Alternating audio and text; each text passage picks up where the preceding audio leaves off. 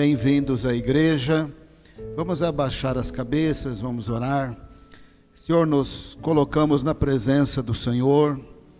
Oramos pela Tua palavra em nossas mentes, em nossos corações.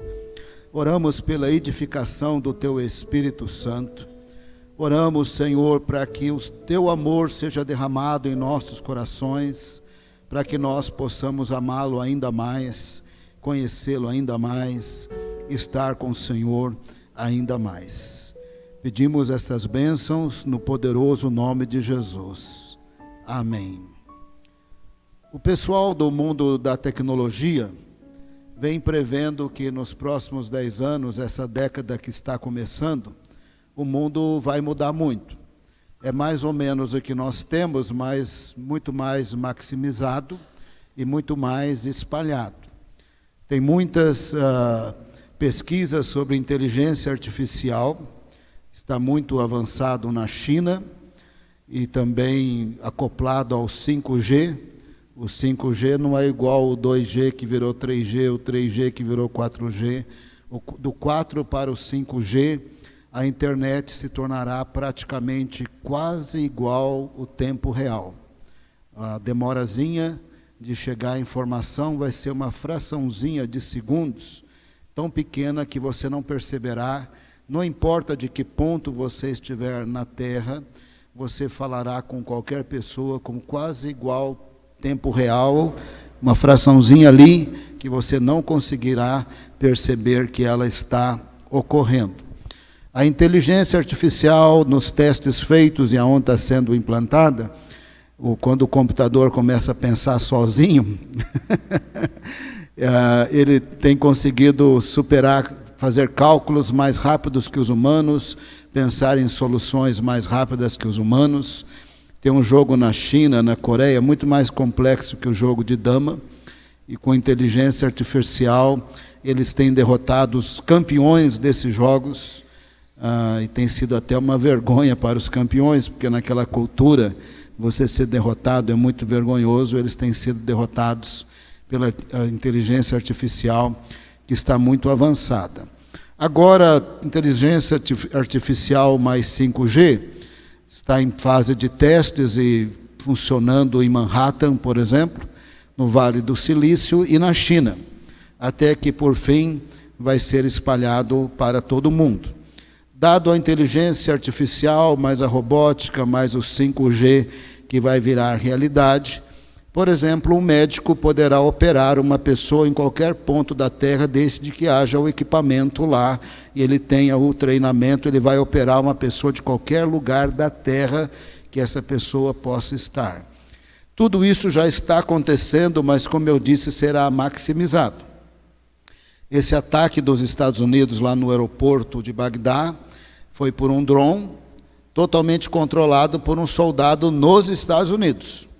Então, nos Estados Unidos, ele controlou o drone que fez o ataque, não só para fins militares, mas para a saúde, para muitas coisas. Será possível, de uma distância distante, fazer alguma coisa num ponto da Terra. Nós caminhamos para isso. Tudo isso é até muito bom, num certo sentido, mas nós já perdemos a nossa privacidade, já que o nosso celular nos ouve as nossas conversas, de tal maneira que a Google e o Facebook sabem tudo sobre nós, e não é segredo que eles comercializam essas informações. A Apple decidiu que não comercializa, mas o Google e o Google Chrome e o Facebook comercializa tudo sobre nós, tudo sobre os cidadãos do mundo e sobre a região onde eles estão. O nosso celular está nos ouvindo e coletando dados sobre nós. Nosso computador, dependendo, também. Os computadores vão ficar também com inteligência artificial pensando sozinho. Ao longo dessa década, nós não vamos digitar mais, nós vamos falar com o computador, que vai ser um assistente social, assistente pessoal. Por exemplo, quero saber passagem para Salvador, olha, tem essa opção, essa, melhor é essa, para tal dia, tal preço, fecha essa, estou fechando. Quem é que faz o check-in? Pode fazer, e o computador vai fazer tudo isso. Essa inteligência artificial, mais esse 5G, vai permitir a internet das coisas. Na televisão vai ter internet, na geladeira, até na sua cama também é capaz de ter internet. Vai ter internet por todo canto, mas significa que a gente vai ser mais vigiado. Mais dados serão levantados sobre nós, quer você esteja no carro, quer você esteja dentro de sua casa, você está sendo vigiado e coletando informações sobre você. Tudo isso é para fins comerciais, mas nas mãos de um governo totalitário pode significar perseguição religiosa, política, o que você puder pensar ou imaginar. A China, que está muito avançada com isso, ela quer controlar mais 1 bilhão de pessoas, que é a sua população. E ela já controla, porque ela já controlava até antes dessa tecnologia. Mas agora ela controla cada vez mais. Os crentes estavam preocupados se ia ter chip aqui, chip ali, não vai ter chip em lugar nenhum. Você só vai poder andar ou fazer qualquer coisa por causa do reconhecimento de sua face, que já é real. Mas isso vai ser acoplado à inteligência artificial, vai ser acoplado ao 5G. Você já sabe, de tanta foto que você tira de você mesmo, no o Facebook já te reconhece pela face. Também o Google já te reconhece pela face. E a China já te reconhece todo mundo que ele quer reconhecer de sua população pela face. E pelo reconhecimento da face, a gente vai poder comprar ou vender, ou fazer isso, ou fazer aquilo, ou não fazer nada. O mundo caminha para isso. Então, eu quero dizer para você que essa próxima década, o mundo passará por muitas mudanças. Não é a década para desviar. Não é a década para esfriar na fé. É a década para estar firme com Jesus. Agora, parece estranho, eu mesmo estou me sentindo meio estranho, que meus últimos sermões eu estou falando muito de Jesus para crente, e hoje eu vou falar de Jesus para crente outra vez. Mas essa é a década que crente precisa saber mais de Jesus. Quem é Jesus e o que ele é em Jesus, para que ele continue em Jesus. Porque essa não será a década boa para desviar e nem para esfriar. A década que você vai ser vigiado de toda forma, de todo jeito, é melhor você estar muito firme com Jesus, porque é a década que algum governo totalitário ou vários governos totalitários controlarão a população do mundo. Então é a década para você estar muito próximo com Jesus. Mas o que eu percebo, e não é maldade de ninguém, não quer dizer também que a gente não tenha o devido conhecimento, mas a gente acaba enfatizando muito, eu tenho Jesus, eu vou para o céu. Amém, glória a Deus. Essa é a motivação. Eternidade com Deus, vida eterna, isso está certo. Mas muitas vezes nós paramos por aí e nós queremos Jesus para não ir para o inferno, e a gente esquece que, na verdade, em Jesus nós temos tudo. Só porque Ele tem tudo. Como Ele é o Senhor de tudo. E como nós estamos entre a primeira e a segunda vinda, que o Evangelho está crescendo, como diz a palavra, até que o Senhor Jesus volte em grande poder e glória para a plenitude do reino de Deus. Então o reino de Deus não chegou na plenitude, nós não estamos usufruindo essa plenitude, mas nós temos tudo em Cristo Jesus, porque tudo é dele. A Bíblia diz que Ele é o Rei, Ele é o Senhor, Ele é o herdeiro de todas as coisas, e nós somos com Ele co-herdeiros de tudo, somente por causa dEle. Nós não somos herdeiros por mérito nosso, mas porque estamos em Cristo. Nós não somos justificados por mérito nosso, mas estamos em Cristo. Nós não somos santificados por mérito nosso, mas porque estamos em Cristo. Não somos redimidos por mérito nosso, mas porque estamos em Cristo. Porque estamos em Cristo, nós temos eternidade, nós somos cidadãos celestiais, nós vamos para Nova Jerusalém, e nós, tendo Cristo conosco, firmado nele, nós podemos um monte de coisa no nome dele. Ele disse, se vocês orarem ao Pai em meu nome, eu os ouvirei. Se vocês ouvirem ao Pai em meu nome, Ele os ouvirá. Se você expulsar demônio em meu nome, ele vai sair. Porque o mundo das trevas sabe que Ele é o Rei, Ele é o Senhor.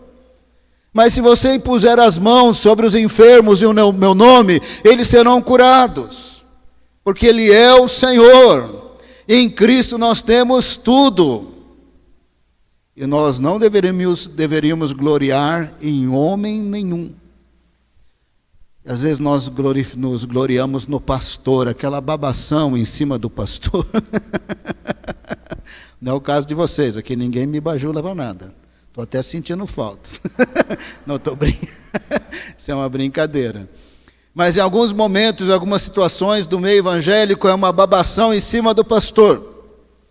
Aqui na igreja eu tenho resistido ao aniversário do pastor, porque o aniversário do pastor no meio evangélico é quase como uma pastolatria, de tanto que fica enchendo a bola do homem no dia do aniversário dele.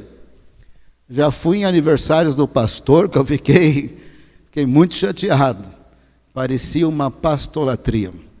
Nós temos evitado aqui também aniversário da igreja, ainda que esse ano, em dezembro, possivelmente teremos que organizar um culto de ações de graças pelos 30 anos que essa igreja está registrada no cartório. Porque na prática ela começou em 1983, ela tem mais do que 30 anos, mas registrado no cartório, faremos um culto de ações de graça. Mas eu espero conseguir orientar de tal maneira que vai ser um culto de ação de graça para Deus. Não será uma pastolatria, será uma ação de graça do ministério para Deus. Vamos ver se a gente consegue. Porque o meio evangélico é cheio de pastolatria, igrejolatria, ministeriolatria e por aí afora. Não se glorie em homem nenhum, nem que seja o Hernandes Dias Lopes, por exemplo, o Ronaldo Lidório, são instrumentos de Deus. Porque tudo que temos e somos é por causa de Jesus. Em Jesus nós temos tudo. Ele é o dono da terra, você é cordeiro com Ele, sabia? Você é cordeiro com Ele no novo céu, da nova terra. O presente é seu e o futuro é seu. Porque tudo é seu em Jesus. Você não está nesse tudo, mas está garantido.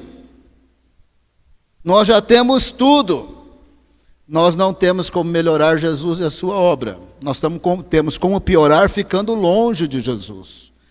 Mas nós não temos como melhorar Jesus e a sua obra, mas nós precisamos continuar alicerçados em Jesus e não alicerçados em homens, ainda que os homens sejam bons pastores.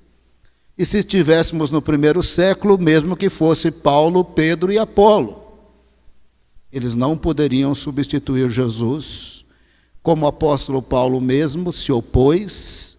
Quando percebeu que os coríntios o colocavam como fundamento, ele disse, não. Como hábil construtor, eu coloquei o fundamento. E o fundamento é Jesus. Não coloque outro fundamento além desse fundamento, ainda que esse fundamento fosse eu.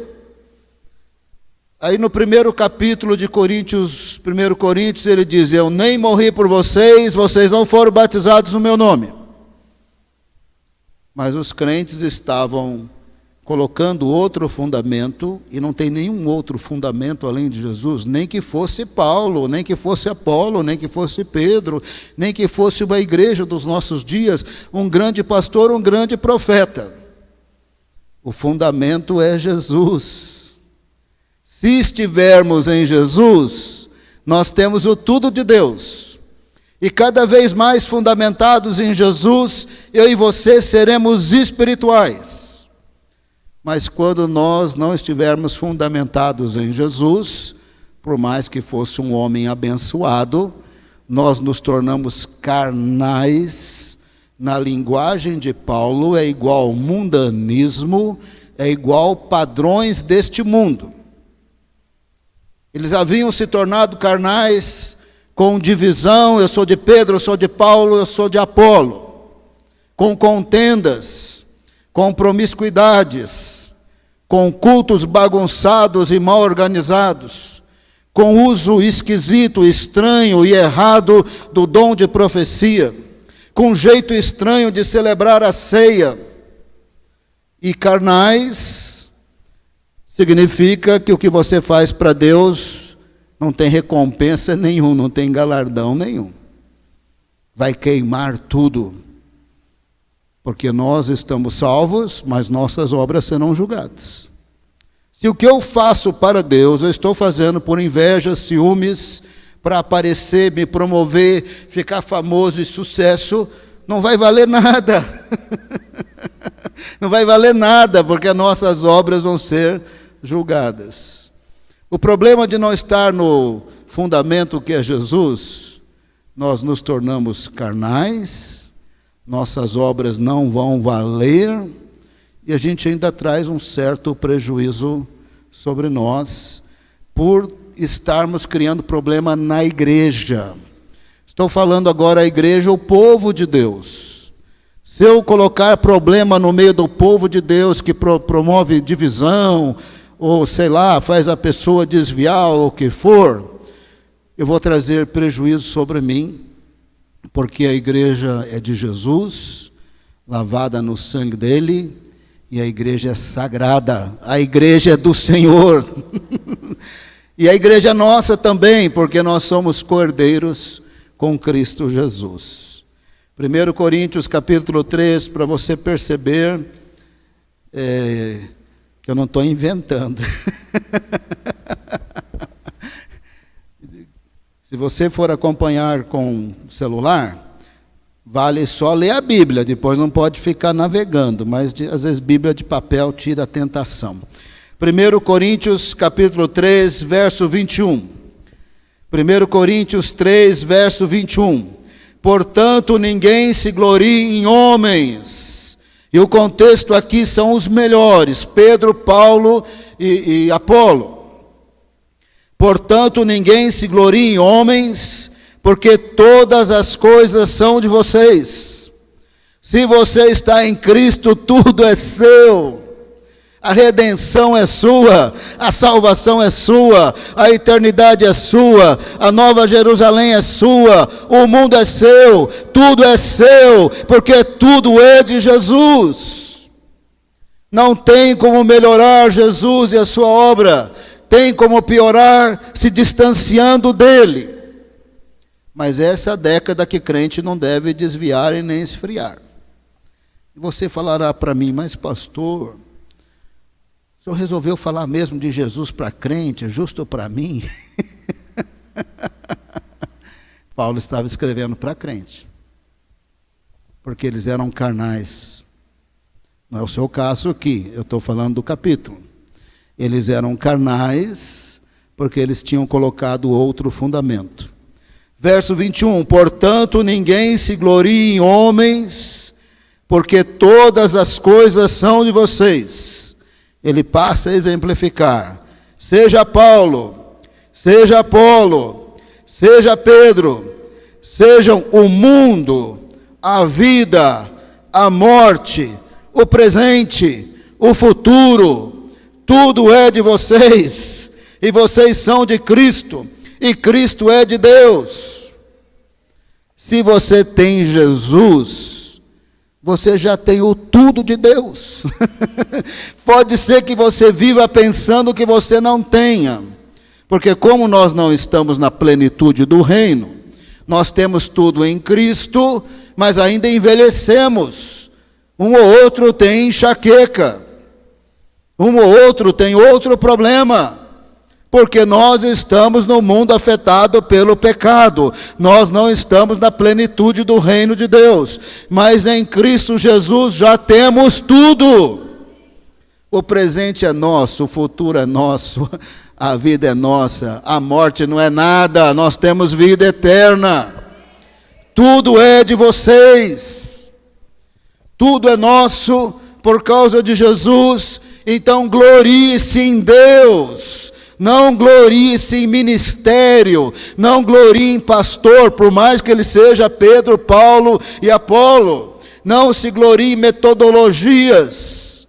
Quando a Bíblia fala da graça de Deus, especifica graça de Deus em Cristo Jesus. Nós costumamos dizer como evangélicos, Tal tradição cristã tem muitos santos, muitos mediadores. Nós também temos, viu, irmão? Nós também temos.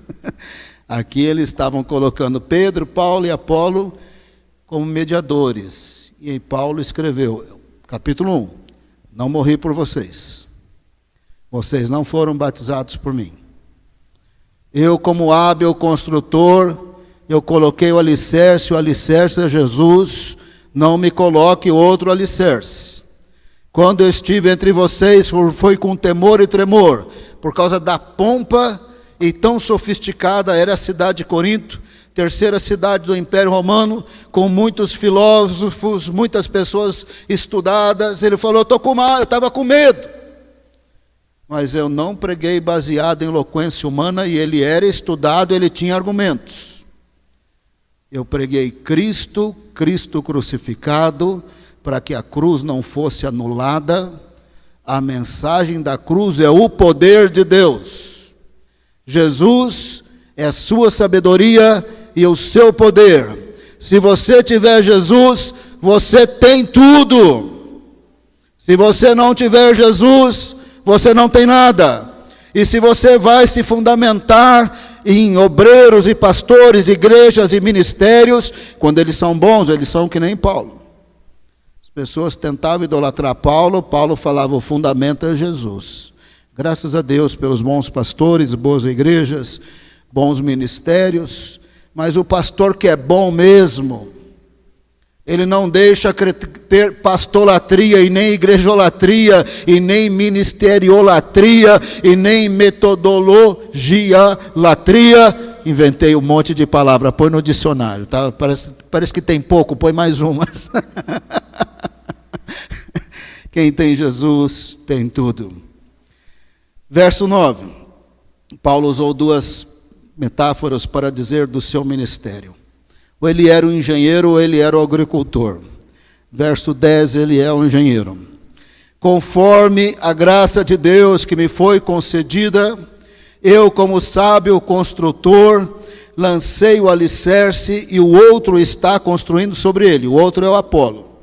Contudo, veja cada um como constrói. Verso 11, porque ninguém pode colocar outro alicerce além do que já está posto, que é Jesus Cristo. Paulo escrevendo para crentes, capítulo 1 ele vai falar de Jesus Cristo, capítulo 2 ele fala de Jesus Cristo, capítulo 3 ele fala de Jesus Cristo, e ele estava falando de Jesus Cristo para crentes, porque os crentes queriam Jesus só para não queimar no inferno, mas eles esqueceram que em Jesus ele já tem tudo, e que eles não podem esfriar, eles não podem distanciar, eles têm que continuar firmes, fundamentados em Jesus, não pode ter nenhum outro fundamento, porque quando colocamos um outro fundamento, nós nos tornamos mundanos, nos tornamos carnais, porque aí começam as invejas, os ciúmes, as competições, de que pastor é melhor, que professor é melhor, que igreja é melhor, que ministério é melhor, e aí começam as divisões, as contendas, as brigas, as confusões, que era só uma ponta do iceberg, porque eles também, ao se tornarem carnais, segundo os padrões do mundo, voltaram para a promiscuidade sexual, não conseguiam mais resolver problemas entre eles, porque não tinham comunhão, tinham que ir lá no fórum resolver problemas da igreja, problemas eclesiásticos, não problemas civis ou criminais, problemas eclesiásticos, estavam indo no fórum do Império Romano para resolver problemas da igreja, eles nem o Espírito Santo tinham, eles tomavam a ceia de maneira muito mundana, o culto deles era a maior bagunça, e o uso do dom de profecia mais bagunçado ainda.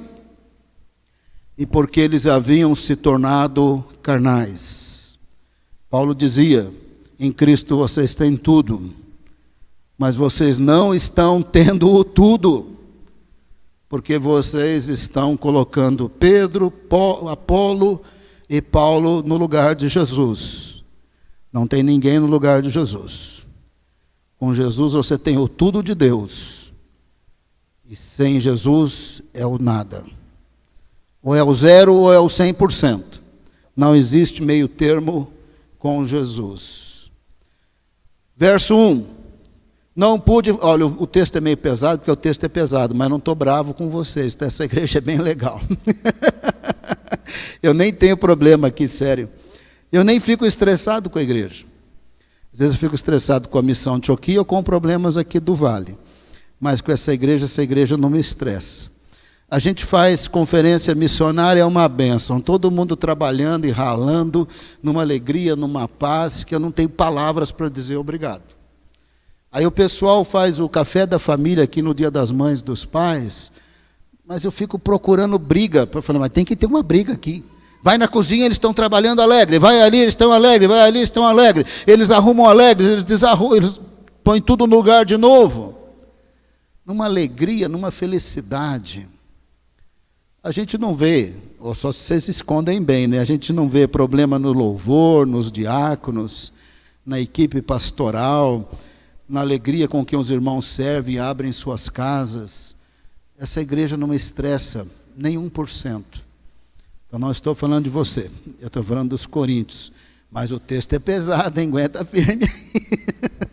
Mas eu estou falando, baseado nisso, porque realmente eu creio que essa é a década que a gente precisa entender o que eu tenho, o que eu sou em Jesus, e não colocar outro fundamento. Estou pregando, não é porque nós temos os problemas aqui, porque eu não vejo nenhum problema aqui que tenha me estressado. Eu não sou estressado com essa igreja, até sou estressado com outras coisas que não tem nada a ver com a igreja. Essa igreja é uma bênção. Tem hora que eu fico até meio com vontade de ficar orgulhoso. Aí eu lembro que é pecado. E tem hora que eu viajo por aí, eu vejo cada pastor sofrendo na mão de membro, na mão de conselho ministerial, que fala, ai, que dó. Falei, irmão, você está sofrendo, hein? Eu falo, Senhor, mas eu não tenho essas lutas. Porque eu não tenho. Porque essa igreja é uma bênção, porque você é uma bênção. E porque os grupos de discipulado têm formado aqui nessa igreja pessoas com o caráter de Cristo. Então, não estou falando de vocês, mas o texto é pesado. O texto está falando dos crentes de Coríntios. Mas eu estou sim preocupado, se eu e você sabemos quem eu sou, o que eu tenho em Cristo, porque essa é a década que não devemos nem esfriar e nem desviar. Verso 1. Não pude falar a vocês como a espirituais. Esses são os crentes que têm tudo em Cristo, mas que haviam se tornado carnais, porque haviam se fundamentado em ministérios e não em Jesus. Como a carnais, como a crianças em Cristo. Verso 3. Porque ainda são carnais. Porque visto que há inveja, isso é coisa da carne, e divisão entre vocês, não estão sendo carnais e agindo como mundanos, desde que haja inveja e divisão? Aí ele pergunta, verso 4, um fala, eu sou de Apolo, o outro de Paulo, ou assim vocês estão sendo mundanos. Verso 5, afinal de contas, quem é Apolo? Quem é Paulo? São apenas servos por meio dos quais vocês vieram a crer, conforme o ministério que o Senhor atribuiu a cada um. Agora ele fala dele mesmo com outra metáfora, agora ele é agricultor, agora ele não é engenheiro. Eu plantei, Apolo regou, mas é Deus quem fez crescer, de modo que nem o que planta, nem o que rega são alguma coisa, mas unicamente Deus que efetua o crescimento. O que planta e o que rega tem um só propósito, e cada um será recompensado de acordo com o seu próprio trabalho, pois nós somos cooperadores de Deus, vocês são lavouras de Deus e edifício de Deus. Aí Paulo fala, olha, não coloque outro fundamento. Quem que é Pedro, quem é Paulo, quem é Apolo, quem é Paulo? São só servos. Um planta, o outro rega, e a glória de Deus que enviou Jesus e dá o crescimento. A glória de Deus que em Cristo Jesus nos dá com Ele todas as coisas. Nós só somos ministros falando, ensinando, pregando, discipulando em Cristo, mas o fundamento é Jesus. O fundamento é Jesus, segundo as Escrituras. Mas o que acontece que eu tenho tudo em Cristo, e se eu fico alicerçado em Cristo, no Senhor e na sua palavra, eu serei espiritual, mas se eu colocar um outro fundamento, eu vou ser carnal. 3 consequências terríveis se eu colocar outro fundamento. Primeira, eu viro carnal. Eu não funciono segundo o fruto do Espírito, mas segundo a obra da carne. Eu sou carnal segundo os padrões do mundo. Isso é um sofrimento na prática. Porque o carnal vive em conflito, vive em estresse. Ele vive administrando estresse, porque ele vive em conflito. Conflito em casa, conflito no trabalho, conflito na sociedade, conflito de todo jeito. Então ele vive num estado de sofrimento e de estresse, porque a carnalidade vai gerar brigas, divisões, iras, contendas, instigadas pela inveja, pelo orgulho. Então o pecado tem um preço. E mesmo a promiscuidade tem um preço também de culpa e de um estresse de ficar fingindo que é santo quando não é santo. Ficar fingindo em casa que é fiel à esposa quando não é. Isso também é um estresse. Então, quando não se fundamenta em Jesus, vai se tornar carnal, e o preço da carnalidade é muito estresse, sofrimento, noites sem dormir, maus relacionamentos. E a outra consequência muito ruim, tudo que faz para Deus não vale nada. Verso 13, verso 12. Se alguém constrói sobre esse alicerce, que é Jesus, usando ouro, prata e pedras preciosas, isso é, a sã doutrina, o fundamento de Jesus, que é Jesus, vida cristã saudável. Quem constrói sobre esse fundamento, com ouro, prata, pedras preciosas, isso vai durar. Madeiras, feno ou palha, tudo isso aí vai ser julgado. Verso 13, sua obra será mostrada, porque o dia do julgamento, o julgamento de nossas obras, nós estamos salvos em Cristo, mas nossas obras vão ser julgadas. Sua obra será mostrada, porque o dia trará a luz, pois será revelada pelo fogo. É um jeito de Deus falar que nossas obras serão julgadas, que provará a qualidade da obra de cada um. Se o que alguém construiu permanecer, esse receberá recompensa, é galardão. Se o que alguém construiu se queimar, esse sofrerá prejuízo. Contudo, será salvo como alguém que escapa através do fogo. Difícil de entender isso aqui, porque é difícil de entender galardão. Galardão é coisa do céu, dos padrões do céu, não tem nada a ver com os padrões do mundo. Mas quando nós falamos de galardão, a gente pensa em padrão do mundo. A minha coroa vai ser maior. Isso é padrão do mundo. A minha coroa vai ter mais pedras. É padrão do mundo. Tem uma vaidade nisso, tem um orgulho nisso, tem um sentimento de superioridade nisso. Galardão não tem nada a ver com o padrão da terra. Mas, na linguagem figurada da Bíblia, nós teremos coroas que representando o nosso galardão, seja lá o que for isso. Mas no capítulo 4 de Apocalipse, quando os 24 anciãos se dobram, eles pegam as suas coroas e jogam para Jesus. E eu pensei assim, se os 24 anciãos são os profetas que a gente pensa que são os apóstolos que a gente pensa que são, eles vão jogar as coroas deles lá, Pedro, Paulo, vai jogar a coroa deles? Sabe o que eu vou fazer com a minha coroa, tamanho de uma tampinha de garrafa? Vou tirar do bolso minha coroazinha e vou jogar para Jesus também. Lá no céu, nós não teremos nada disso que é do pecado dessa vida. Mas a Bíblia diz que nós temos recompensa sim, temos galardão sim, temos dificuldade de entender o que é isso, mas é coisa boa.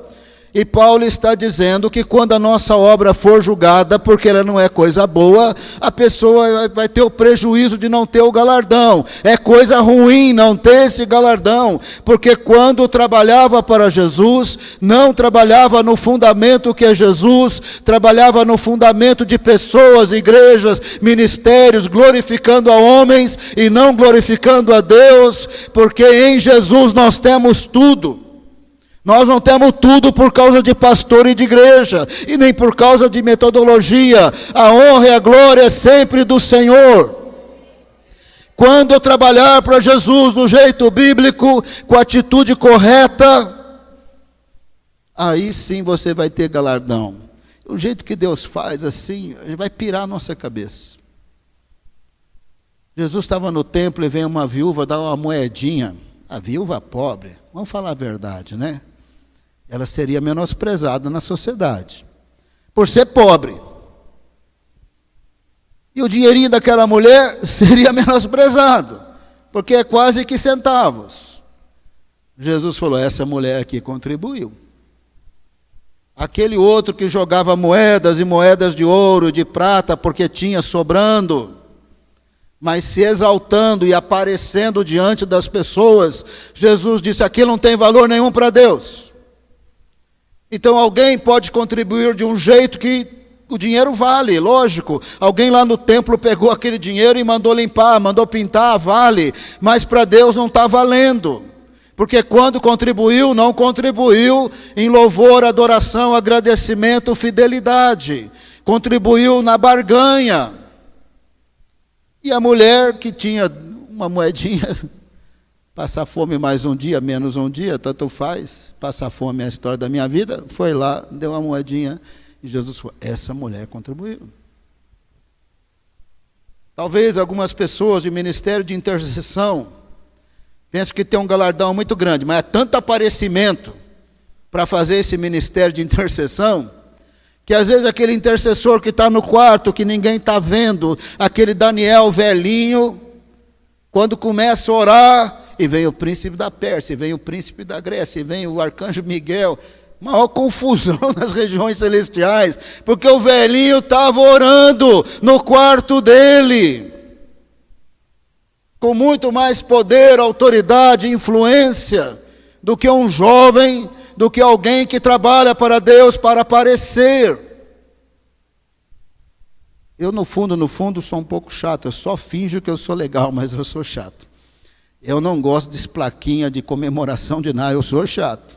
Eu engulo seco, mas eu não gosto. Eu acho que a glória é de Jesus. Se nós vamos fazer um culto aqui em dezembro, é culto de ação de graça para Jesus. Se for dar plaquinha, irmão, não me dá, se for para mim, não me dá. Eu recebo com educação, faço um sorrisinho assim, quase que simpático. Tem coisas que eu não gosto. Mas é porque eu sou chato. Não quer dizer que eu estou certo, quer dizer que eu sou chato e eu finjo bem. Você não percebe. Mas tem coisas que eu não gosto. Eu não gosto quando parece que Jesus não é mais o centro. Porque tudo que temos, tudo que somos, é por causa de Jesus. Até o avivamento que você quer ter, é Ele que batiza com o Espírito Santo. É Ele que roga ao Pai, que derrama o Espírito. Tudo é por causa de Jesus. E os 24 anciãos vão jogar a coroa deles, deve ser bem grande, cheia de pedra. Eu vou pegar a minha tampinha de garrafa e pá, vou jogar para Jesus também. Porque tudo vem do Senhor. Paulo disse, não se glorie em homens, glorie somente no Senhor. Paulo era uma pessoa que tinha tudo para viver orgulhoso, porque havia muito poder do Espírito Santo, e Deus o havia arrebatado para o terceiro céu. Mas o Senhor fez um favorzinho para ele. Paulo, depois de tudo que eu te agraciei, graça de Deus em Cristo Jesus, para você não tropeçar no seu ego, eu vou colocar um espinho na sua carne, mas você vai viver humilhadinho. Mas é melhor você viver com esse espinho na carne humilhadinho do que você subir no seu ego para se suicidar. Então você vai ter esse espinho na carne. Assim você não fica orgulhoso. Assim você não se joga de cima do seu ego e se mata e põe tudo a perder. Às vezes é melhor ser um pastor com muita luta nos pés do Senhor do que um pastor com muito sucesso, com ego muito massageado e pondo tudo a perder nos escândalos e não funcionando mais na dependência de Deus, funcionando a partir de sua fama, de sua experiência, da sua habilidade de dar aulas e de falar, e de repente põe tudo a perder. Tem 3 consequências de nós sairmos do alicerce que é Jesus. A primeira, mundanismo, carnalidade, igual padrões do mundo, é um estresse, hein? Vai viver brigando, vai viver infeliz, vai viver competindo, vai viver com inveja, inveja mata, está complicado. Ser carnal é complicado. Espiritual, dá glória a Deus, valoriza os outros, se relaciona bem com todo mundo, é uma bênção. A outra consequência de você não estar fundamentado em Jesus, tudo que você faz para Ele vai perder o galardão, vai dar um prejuízo só. A Bíblia diz que é um prejuízo, eu nem sei o que é isso. Eu não consigo imaginar em recompensa segundo os valores do céu, mas eu sei que é um prejuízo trabalhar que não seja para a glória de Deus, a partir da capacitação do Senhor. E o terceiro prejuízo, que trazer confusão no meio do povo de Deus, que é a igreja de Jesus, traz destruição para nós. Verso 16, o texto é pesado, eu estou falando de Coríntios, vocês são crentes muito legais. Verso 16, vocês não sabem que são santuário de Deus e que o Espírito de Deus habita em vocês? Paulo está falando agora do Espírito e toda a igreja, porque habita em cada um de nós, habita em toda a igreja. Se alguém destruir o santuário de Deus, é a igreja, é o povo de Deus. Deus o destruirá, pois o santuário de Deus, que são vocês, é sagrado. Você é sagrado, lavado e purificado no sangue de Cristo, a igreja é sagrada. E quando as pessoas fundamentadas num fundamento bom, mas que não podia substituir Jesus, Pedro, Apolo e Paulo trouxeram divisão, carnalidade, confusão. O jeito de resolver problema não era segundo os padrões do mundo, de Deus, era do mundo. O jeito de servir a ceia era errado, o jeito dos cultos era errado, o jeito dos dons espirituais era errado, estava tudo errado, porque os padrões eram do mundo. E esses padrões do mundo estavam gerando briga, confusão e divisão. Paulo disse, não destrua o santuário de Deus que é sagrado. Você trará sobre você prejuízo, juízo. E aqui eu quero dizer para você que eu não tenho muita ideia do que Deus vai fazer, já que nós somos salvos e perdoados pela graça de Deus, já que eu já tenho tudo em Cristo Jesus, eu tenho dificuldade de entender o que é isso. Mas quando Paulo fala de juízo sobre crentes, no capítulo 11, porque não tomavam a ceia do Senhor de maneira digna, ali ele especificou. É por isso que alguns de vocês estão enfermos. É por isso que alguns de vocês morreram prematuramente. Porque na carnalidade estavam trazendo destruição na igreja, no povo de Deus, aquelas brigas, aquelas divisões, estavam criando confusão, estavam criando prejuízo. Paulo disse, assim vocês trazem um juízo de Deus. No capítulo 11, ele disse, essa carnalidade toda em vários aspectos, inclusive do jeito que participa da ceia, é a razão pela qual vocês têm gente enferma e tem gente que já morreu. Então, você sair do fundamento que é Jesus, significa ser mundano, ficar sem galardão e trazer prejuízo sobre você. Mas eu não estou pregando isso, mostrando em que prejuízo estavam os coríntios. Mas eu estou pregando para que essa próxima década seja uma década de bênçãos para você. Você vai ficar em Jesus você já tem tudo. Você já está sendo vigiado. Os dados de sua vida estão sendo coletados. Cada vez que você faz um selfie de você mesmo, você está permitindo para esses sistemas todos fazer reconhecimento facial de você.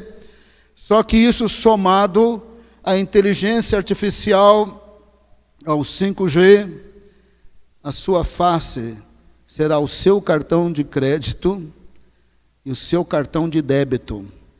Você só vai fazer o que você puder fazer a partir de uma aprovação ao conferir quem você é pelo reconhecimento facial. Cartão de crédito está com os dias contados. Digitar no computador está com os dias contados. Digitar no celular está com os dias contados. Tudo isso vai entrar para um passado. E nós seremos vigiados mais do que nunca. Se tem uma década que eu e você não deveríamos ser mundanos, que só traz destruição. Se tem uma época que eu e você precisamos saber quem eu sou, o que eu tenho em Cristo, essa é a época. Essa época que eu tenho que continuar muito firme em Jesus. Quando eu estou muito firme em Jesus e na sua palavra, eu me torno espiritual. O espiritual é bem menos estressado, porque ele briga bem menos. Ele é bem menos agoniado pelos ressentimentos da falta de perdão, porque ele é espiritual, ele perdoa logo.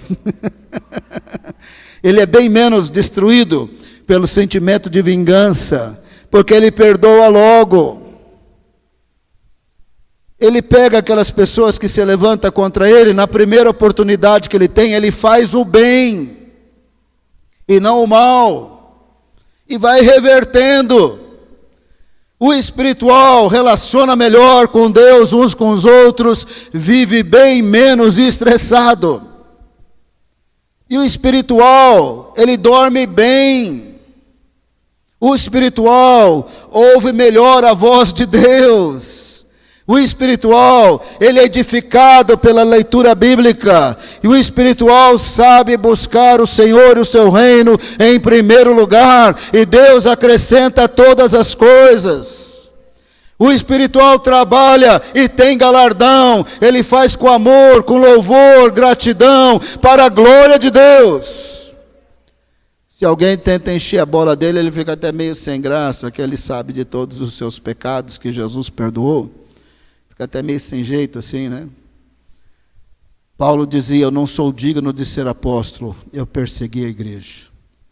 Mas pela graça de Deus eu sou o que sou. O menor tornou-se o maior. Mesmo no primeiro século, mas ele podia dizer, é pela graça de Deus. Não ponha outro fundamento.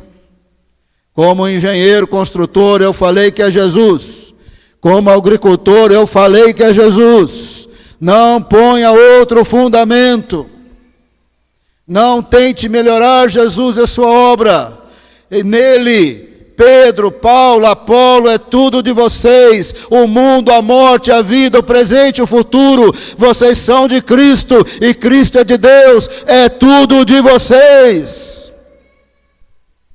Amém?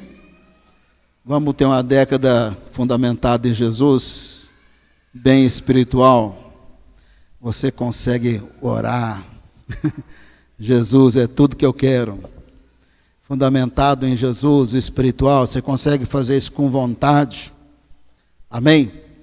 Você consegue, se for necessário, confessa a pastolatria. Se você sentir que você está babando muito por pastor, pouca Bíblia e muito sermão daquele pastor, mas nem vontade nenhuma de ler a Bíblia, é um sinal que você precisa confessar a pastolatria.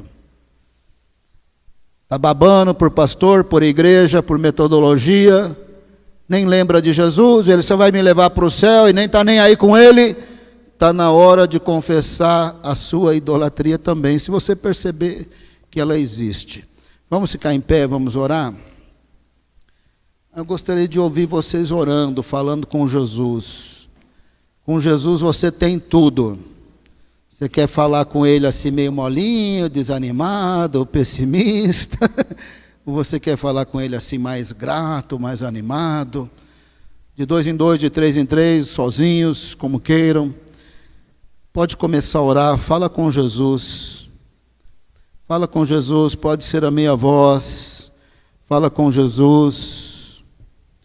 Essa é a década que você não deveria nem desviar e nem esfriar.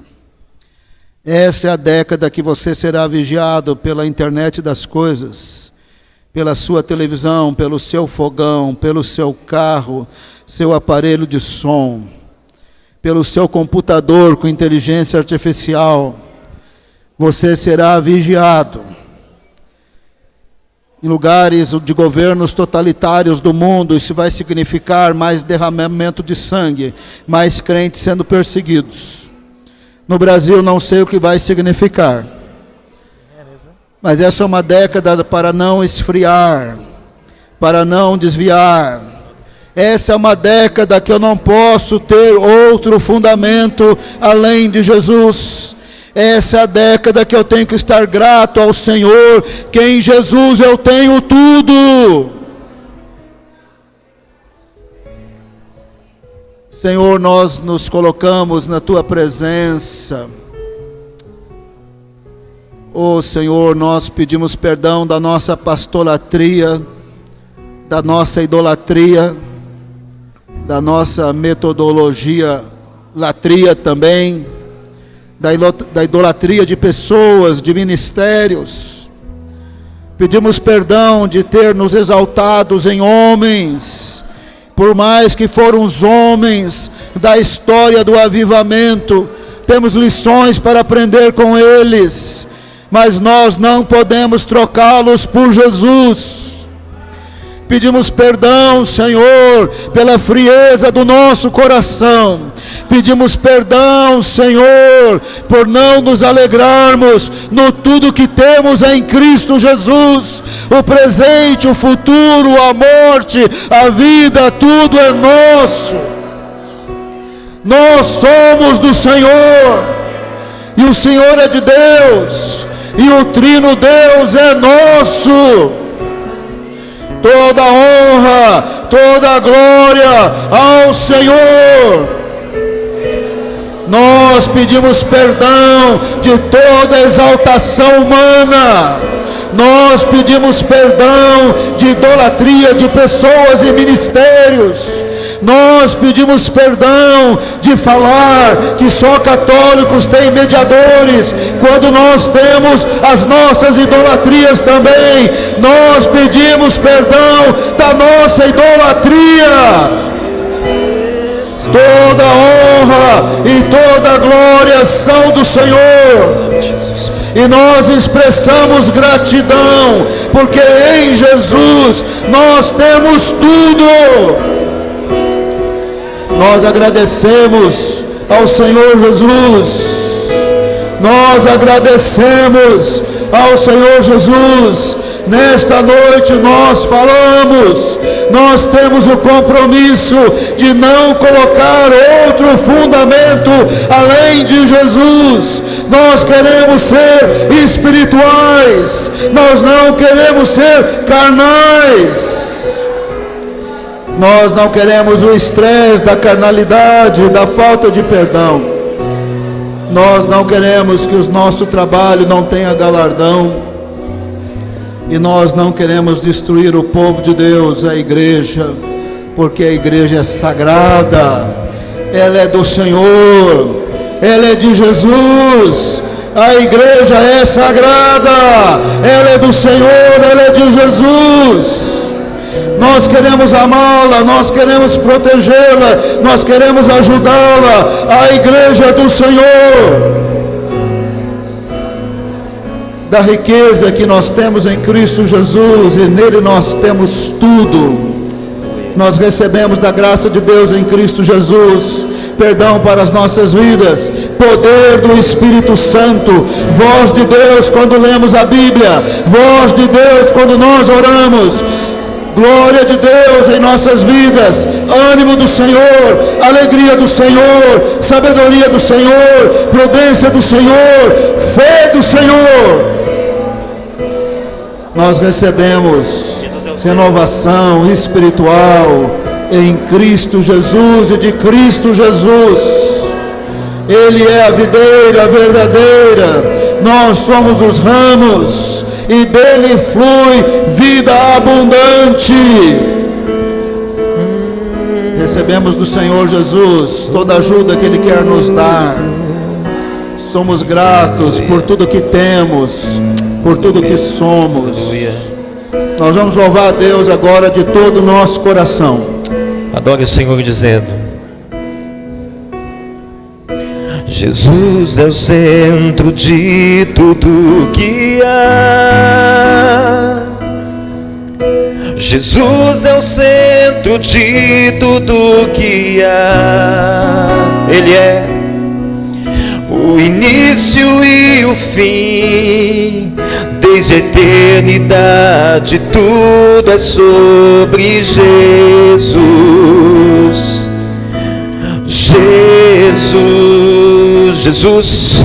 Jesus é o centro de tudo que há.